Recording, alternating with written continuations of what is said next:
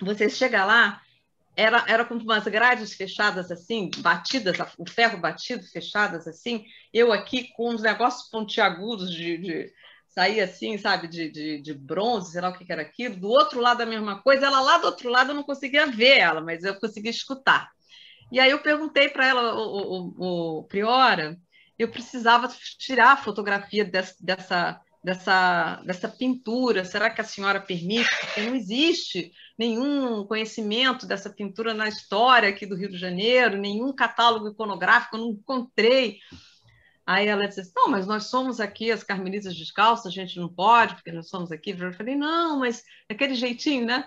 Nossa, mas seria tão importante para a história do Rio de Janeiro. Ela falou assim, ok, então vamos fazer o seguinte, você vem sozinha, não vem com nenhum homem, e eu vou fazer o seguinte, eu vou te dar a porta do convento, que é uma chave daquelas desse tamanho assim, sabe? E eu vou esconder em tal lugar, lá numa roseira, e tal dia você vai chegar, você vai pegar a chave, você vai abrir o convento. Aí eu vou te dar vai estar uma chave em outro lugar, em que você vai abrir uma outra porta. E me deu todas as dicas. 3 chaves para chegar até o lugar. E a emoção de você estar chegando lá, era uma tarde quente, aquela roseira, né, com um vento, batia assim, era uma coisa maravilhosa, né, o cheiro das rosas.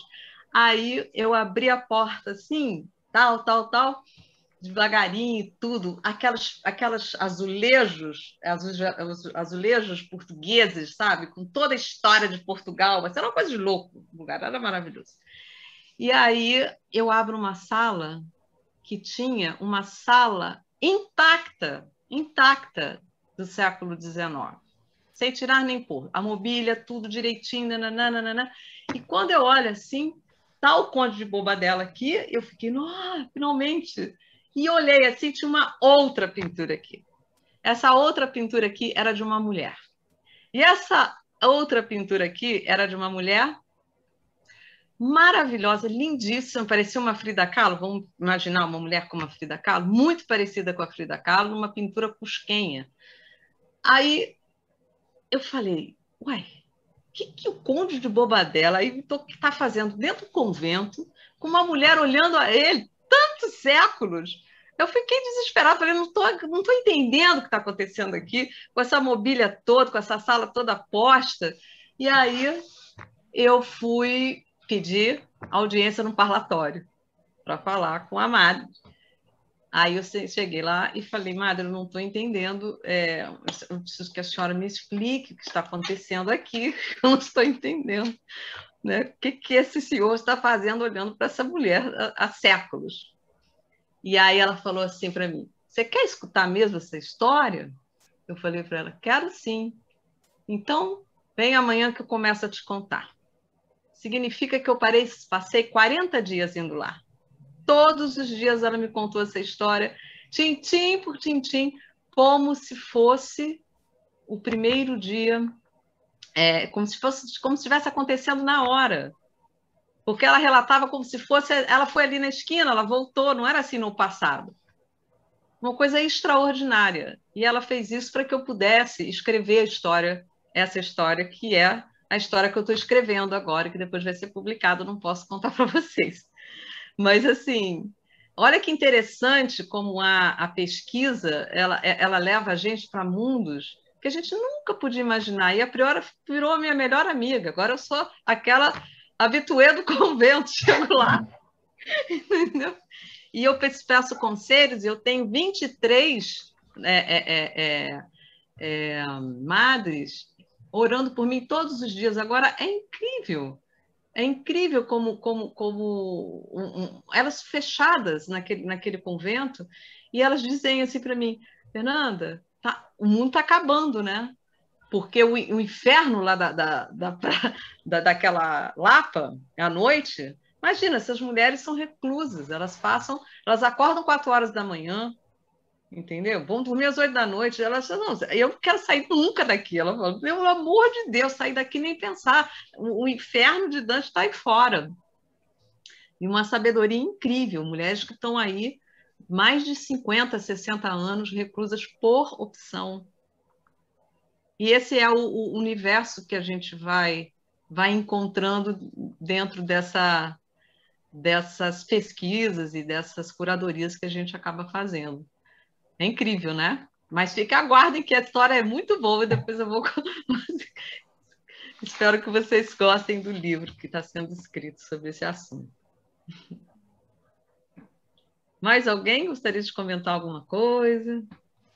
Acho que a Nataraj está querendo falar, né? Ah, desculpa. Você levantou o braço? Vou, antes de me despedir, trabalhei realmente com a Fernanda, tive esse prazer, parabéns pelo trabalho, Fernanda. Obrigada, querida. Tudo pela experiência que transborda em tudo que você faz. Esse universo de pesquisa é um universo rico, né? Um universo de intuição, de sentimento, de aprendizados mil. Estou aqui também num trabalho iconográfico sobre opalinas agora, de um livro da Solange Godoy, que é uma museóloga.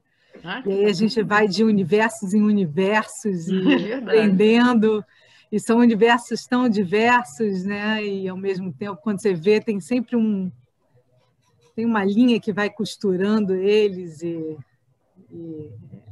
é interessante, interessante. Ótima apresentação. Obrigada, ótima noite querida. A todos e todas. Obrigada, Nath. Um beijo. Tchau, obrigada.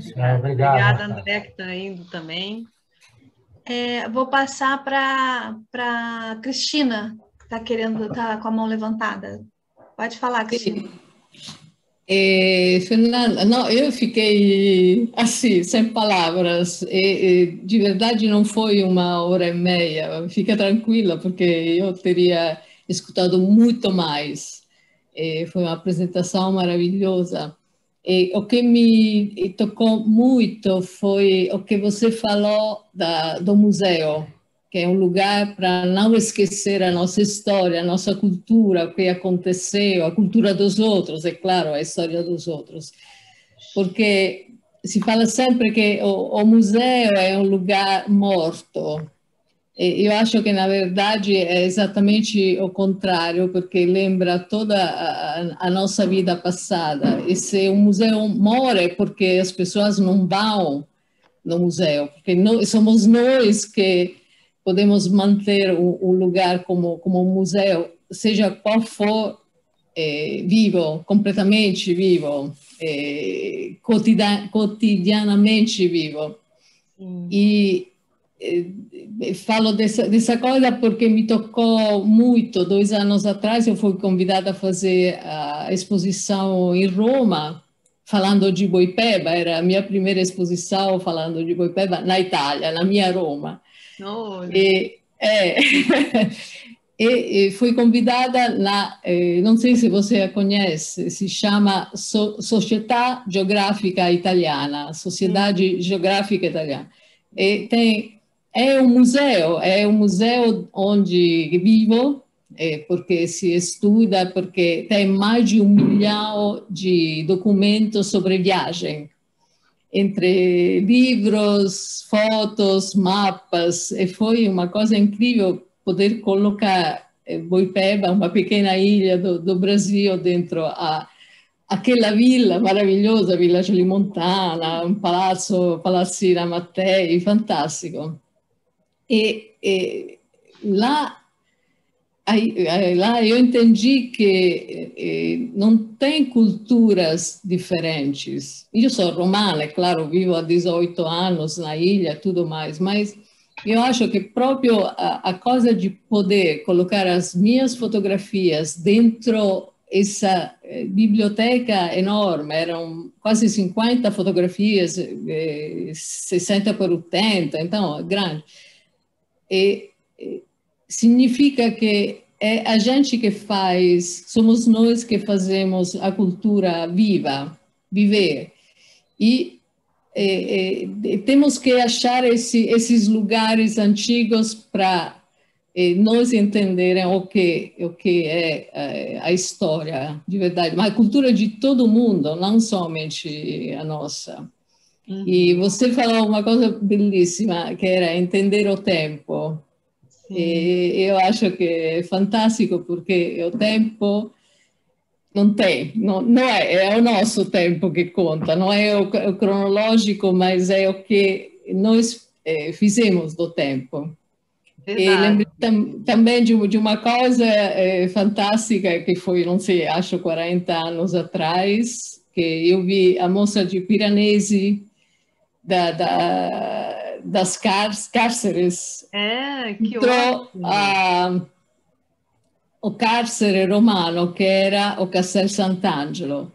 Então, era dentro esses lugares muito fechados, muito escuros, e tinha gravuras maravilhosas. Foi uma experiência de angústia, na verdade, porque pode imaginar. Mas era somente para colocar como ver o lugar dentro do lugar. Foi muito lindo.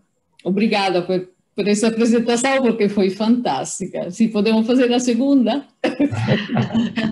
Cristina, você falou uma coisa muito legal, que, na verdade, o museu é o corpo do homem, é o próprio museu. O corpo do ser humano é o primeiro museu, né? Exato. A gente é o primeiro museu, é desse lugar que parte tudo.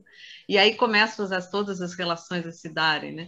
E esse impacto que você teve de colocar o seu trabalho no Boipeba, é tão bonito isso, porque é como uma digressão, é como uma coisa tão inimaginável você ter uma ilha brasileira dentro desse espaço, né, suntuoso geográfico de Roma. E é isso mesmo, né? Tudo está muito vivo. A gente acha que essa memória ela está morta, que a coisa não funciona. Não, essa coisa, ela não para. Não para. Olha, quando teve a inauguração, fizeram uma surpresa. Chegou um dançarino e me homenageou como Oxalá. Eu sou filha de santo. Imagina, uma romana filha de santo em Boipeba. E começou a dançar e me convidou. Isso me deu, sabe, uma sensação de estar em casa, porque eu sou romana, claro, mas estava longe de casa. Porque a minha casa agora é Boipeba, mas com Oxalá eu comecei a sentir tudo o que se sente. Então, exatamente, o nosso corpo é o primeiro museu. Sim. É fantástica essa imagem que você me deu. Obrigada. Nada, querida. Muito obrigada pela presença, pelas palavras. Queria passar a palavra para a Josiane, que ela pediu para falar aqui. Pode abrir seu microfone. Olá, boa noite. Então, eu faço um trabalho de pesquisa sobre o que eu chamo de intramuro, que é a história de Brasília antes do concreto, antes do plano piloto, antes do plano do Oscar Niemeyer e do Lúcio Costa, onde a gente traz uma memória desses lugares, dessas memórias subterrâneas e memórias dos lugares que foram partidos, né? Dessa memória e da saudade do lugar que você deixa, que você faz esse percurso, né, esse lugar do deslocamento para chegar num outro lugar, para construir uma nova vida. Então, eu queria te ouvir sobre um pouco disso, esse lugar, dessa memória partida, desse lugar partido, desse lugar que chega numa ideia de um lugar que é uma nova esperança, mas que você traz esse lugar partido do seu lugar, da sua família, né, e dessas cartas e dessas correspondências que foram fragmentadas também. É um pouco isso. Rosiana, eu não sei muito bem o contexto, né, que você está falando, você falou bem pouco, tudo, né? Mas há possibilidade, sempre há uma possibilidade de reconstrução, nunca é uma reconstrução, né? Na verdade, é uma construção, é uma apresentação nova a partir de alguma coisa que já aconteceu.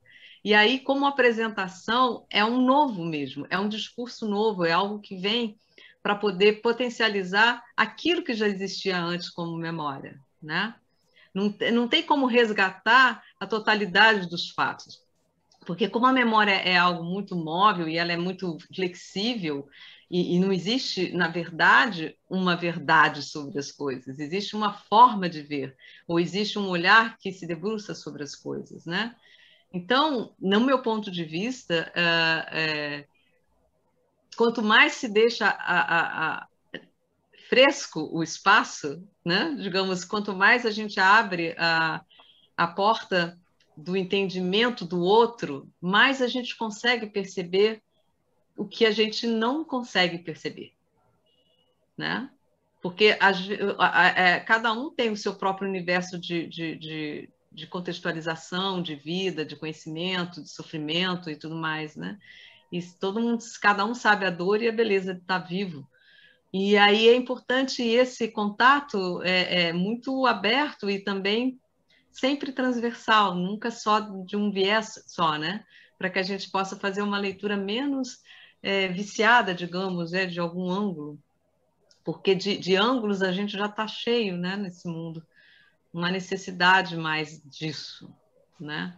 Dentro do que a gente pensa, uma curadoria, óbvio que seria maravilhoso que o mundo estivesse em melhores condições de aceitar as diferenças, né? Mas isso não é uma verdade. A gente vê hoje aí as diferenças acirradas não sendo respeitadas, enfim. Mas, de qualquer maneira, é importante a gente saber que a gente não sabe tudo. Eu acho que essa seria a resposta para você. Obrigada pela pergunta, querido. Olha, tem gente só dar um beijo aqui. Eu vou precisar sair agora, mas eu amei. Muito obrigada, muito obrigada. Obrigada, Vi. Depois vou entrar em contato com você. Eu queria falar com você uma coisa, mas acho que não cabe aqui no grupo. Tá ótimo, Beth. Obrigada, tá, querida. Muito obrigada, maravilhosa. Amei. Que bom. Olha, obrigada. O André, ele colocou um arquivo aqui no chat. Quando ele falou das pinturas rupestres, tem um arquivo aqui para quem quiser baixar. Tem clicar e fazer o download. Então, tá aqui clica aqui nesse envelopinho aqui do chat que vai aparecer. Só rolar um pouquinho para cima, porque já tem um tempinho, né, que ele colocou. Eu acho que a Marta estava aí, estava querendo falar, mas acho que ela já se foi também. Eu acho que ela acabou saindo. E aí, para quem que a gente vai passar a palavra agora? Quem quer fazer algum comentário? Denise, vai lá, Denise. Estou com o microfone, peraí. Está aberto? Tá, estão ouvindo. Então, eu como irmã da Fernanda, né, Fernanda? Queria dizer que eu fiquei super emocionada, né? Engraçado, porque eu acompanho o trajeto juntas, né? Desde a garagem do vovô, né? E como que a gente acabou virando artista, né? Cada um de alguma forma, mas a nossa família toda somos todos artistas. E isso é muito comovente, né?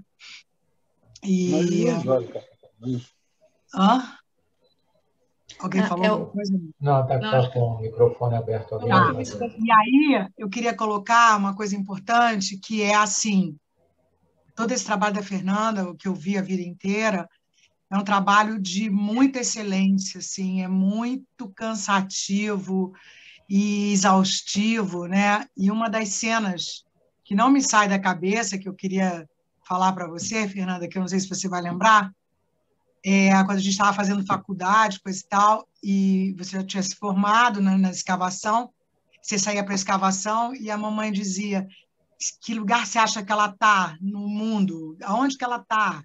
E aí não tinha celular, né? Verdade. Então, levava 3, 4 meses, e aí você não voltava, e a gente imaginava, como que ela vai voltar? Como que ela vai voltar? E aí você chegava um fiapo magra, cheia de piolho, cheia de verme. É verdade. Aí, cheia de doença. E aí a gente falava, agora ela está no momento paninho, que era quase como Jesus Cristo na cruz, que ficou só com aquele paninho, assim, chegava totalmente destruída. Aí tinha que ficar 1 semana, 15 dias no quarto deitada, não conseguia se mexer Lembra disso? Para comer, para tomar todo remédio de verme, não podia entrar em contato com a gente para não passar doença, nem piolho. Era uma coisa horrorosa. Sempre tinha os piolhos. Piolhos, todo mundo de cabelão. E aí você melhorava e a mamãe dizia, agora ela está aqui. Aí passava mais 2 semanas, 3, voltava para uma outra escavação. E assim foram uns 6 anos, né? Fazendo isso. E eu acho que essa excelência desse trabalho em campo, né, e tudo mais, deu uma coisa de muita força, né, para fazer essas pesquisas, para fazer tudo bem feito e tudo mais. Então, eu fiquei muito emocionada e também lembrei também da gente almoçando, jantando, a família grande, e você sempre tinha uma história para contar, imensa de alguma pesquisa, ficava, ai, meu Deus, ela não vai acabar nunca mais falar, sair da mesa, sabe? Então, assim, isso é seu mesmo, tá no sangue, né? Então, parabéns, fiquei muito emocionada mesmo. Obrigada, Dê. Muita emoção. Muito gostoso poder escutar você, né? Porque essa referência da família é tão boa, dá um sentido muito grande, né? De você compartilhar uma história de reconhecimento mesmo, né? E eu aqui na minha casa, eu tenho uma parte toda de uma biblioteca só de arte, né? E eu tenho a honra de dizer que mais da metade dos livros são seus. Obrigada. Eu estou muito feliz, eu fico, esse livro eu tenho, esse livro eu tenho, esse livro eu tenho, fiquei muito feliz. Obrigada. Eu que te agradeço, obrigada pelo coração, pelo amor. Obrigada mesmo. Vou passar para Ana Maria Pose, que está com a mão levantada. Pode abrir seu microfone, Ana. Boa noite. Boa noite. Fernanda, muito prazer, adorei a tua apresentação. Passei a gostar ainda mais de Dom João VI, eu não sabia dos detalhes dele ter enterrado as obras, achei isso fantástico. E eu gostei muito do trabalho do artista que você apresentou, mas eu esqueci o nome, eu queria saber... Jorge Fonseca, tá? Eu fiquei muito encantada pelo trabalho dele, então eu queria guardar o nome. Sim, ele tem o site dele, que você pode acessar as obras, enfim. Ele está com um trabalho muito interessante agora, que se chama Fiotim, que é o diminutivo de Inhotim. E ele disse que ele criou um camelô, né, que ele reproduziu as peças dentro do Museu do Inhotim em miniatura e criou um carro alegórico que ele sai... Você lembra aquela coisa de contar piada que eu falei? Aquele objeto? Faz parte desse filhotinho e ele sai como um artista circense pelo Brasil inteiro, levando arte em miniatura para todas as cidades assim que são as menores do Brasil. Em praça pública, e ele convida outros artistas locais para poderem fazer parte da obra dele. Ele é muito generoso e uma obra assim de um coração enorme. É um cara assim que faz uma diferença mesmo. E ele deve estar... agora ele montou... e precisa ver o caminhãozinho, é maravilhoso, sai, abre tudo, aí é que nem ele se veste de mágico. É uma coisa incrível, assim. E agora ele vai começar uma nova... Ele fez um outro caminhãozinho que o outro não aguentou, e agora ele vai começar de novo, percorrer o Brasil nas menores cidades, levando arte para as pessoas que não têm condição nenhuma de poder acessar esse universo. Fantástico, eu achei o trabalho dele assim, de uma singeleza e de uma beleza incrível, adorei. Sim, e eu não conhecia. Muito obrigada. Minas, Jorge Fonseca.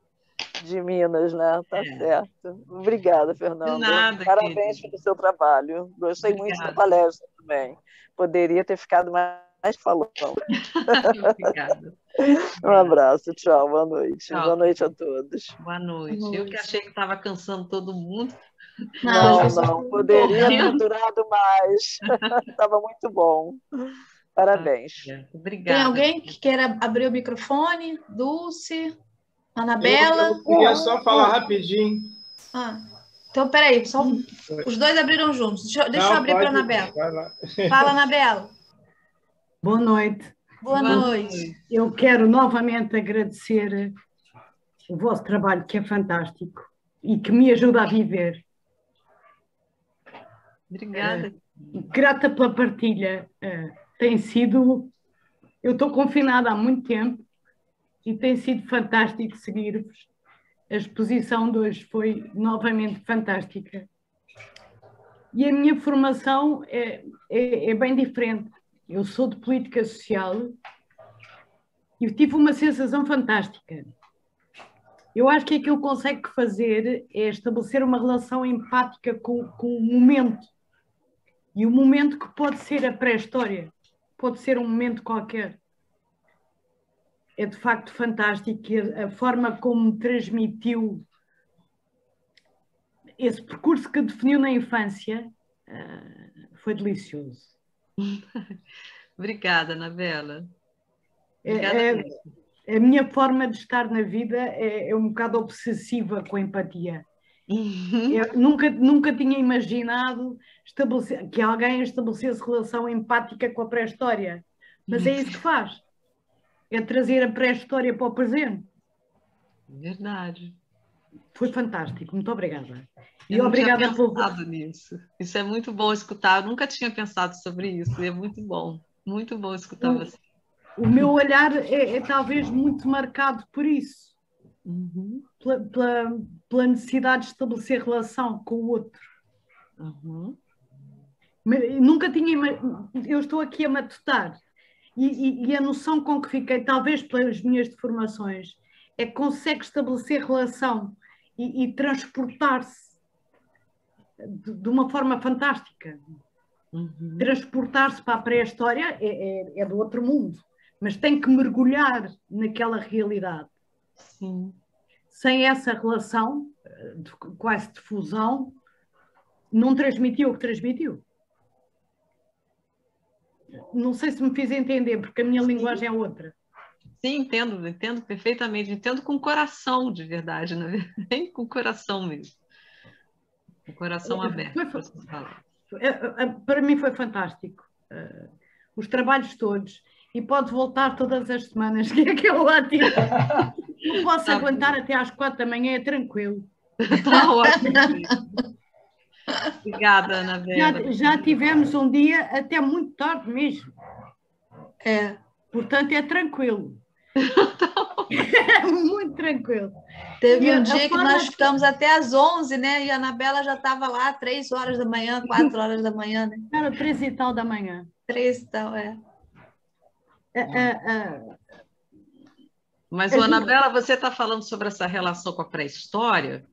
E aí tem uma anedota também muito interessante que aconteceu comigo, porque eu escavava, e nisso eu estava aí já estudando filosofia e tudo mais, tal. E um dia eu pensei, gente, será que eu quero ficar mesmo encontrando, né, essas coisas todas? A arte pré-histórica é maravilhosa, mas junto do contexto da arte pré-histórica você tem um conjunto também de civilizações que morreram e tudo mais. Eu fiquei pensando sobre isso, se eu queria ficar escavando, né? E ser uma arqueóloga de campo mesmo, né?